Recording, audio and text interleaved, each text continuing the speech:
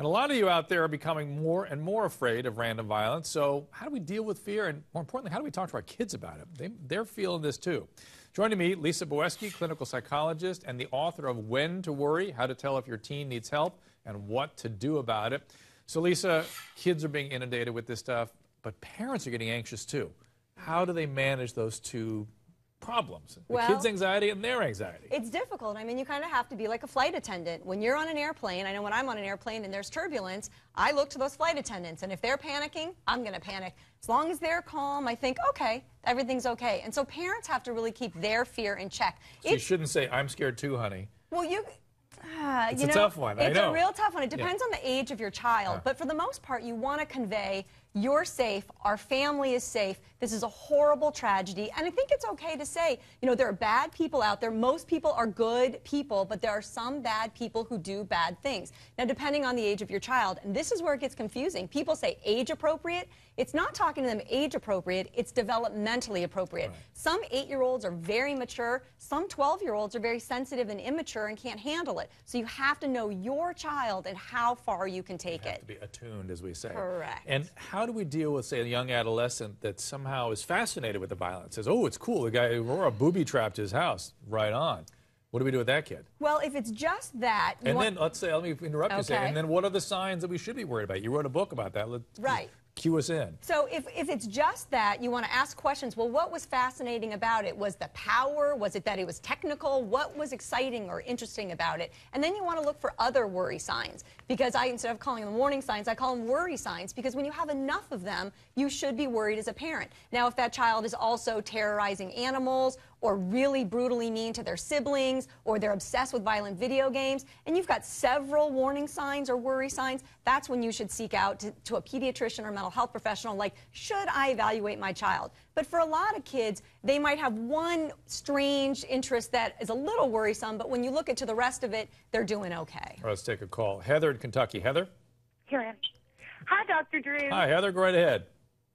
Hey, I'm a mother, and also I would like to mention a former veteran, Dr. Drew. I think that all of this violence that's going on, we have to be aware of our surroundings. I, as a mother, I teach my daughter, always be aware of your surroundings, because there may be some situations that it may be out of your control. As one of your viewers had commented earlier, that there may not be anything you can do, but I think that if we teach our children to be aware of their surroundings and, teach them to respect people no matter, where they're from, what walks of life, well, yeah, really, Heather, there's a lot packed into what you said there, and Lisa and I are both shaking our heads. How many kids do you have? Actually, I have one. I have kid. one 11-year-old. So there's two things. Be aware of their surroundings, and then be accepting of people of all races, creeds, and beliefs. And that's what, in this tragedy, the only good that can come out of it is if we use this as a teaching moment. Yeah. I think in the Colorado movie theater massacre, I think it brings up kind of mental health, and to reach out to people who we see are acting a little strange or odd, and then tell someone if you see something. In this one, it's different. In this one, it's telling your kids about hate and violence towards people with different beliefs, and to have a conversation with them about how do they feel about that and how wrong it is. And I don't think 11 years old is too young to have that conversation, and this mom sounds like she's already right on it. I agree. And again, it's so wrong that it's one of the most pacifistic, loving groups gets in the crosshairs. Yeah. Sharon in Colorado. Sharon? Hi, Sharon. I think she's there. Sharon, are you there? She doesn't hear us for some reason. Next caller is Amista in Ohio. I'm here. Go right ahead. Yeah, Amista. Amista. I got you. What's up? Okay. I'm also a mother. I have 2 small children. Excellent. The thing I'm wondering is, how do we teach ourselves and how do we teach our children to understand that, sometimes there are crimes. Oh, I lost her. Amista. Sometimes there are... Yes. Go finish that. Sometimes there are... Go ahead. Sometimes there are, crimes where there isn't always a reason. They're just senseless.